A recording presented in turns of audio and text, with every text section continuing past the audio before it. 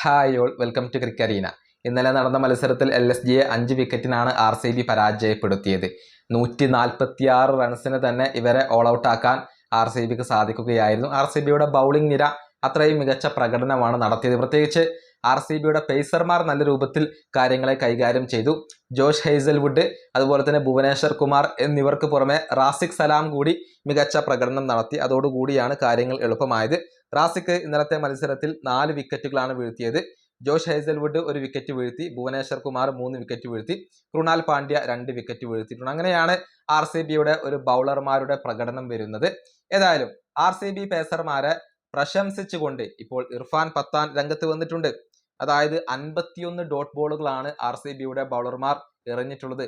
അത് തന്നെ അവരുടെ ഒരു മികവിന്റെ ഉദാഹരണമാണ് എന്നാണ് ഇർഫാൻ പത്താൻ പറഞ്ഞിട്ടുള്ളത്. അദ്ദേഹത്തിന്റെ വാക്കുകൾ ഇങ്ങനെയാണ്: ഭുവിയും ജോഷും വളരെ ബ്രില്യൻ്റ് ആയിക്കൊണ്ടാണ് ബൗൾ ചെയ്തത്.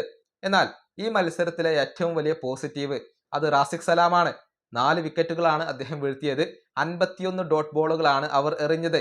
അതിനർത്ഥം ഏകദേശം 50% ബോളുകളും ഡോട്ട് ബോളുകളായി എന്ന്.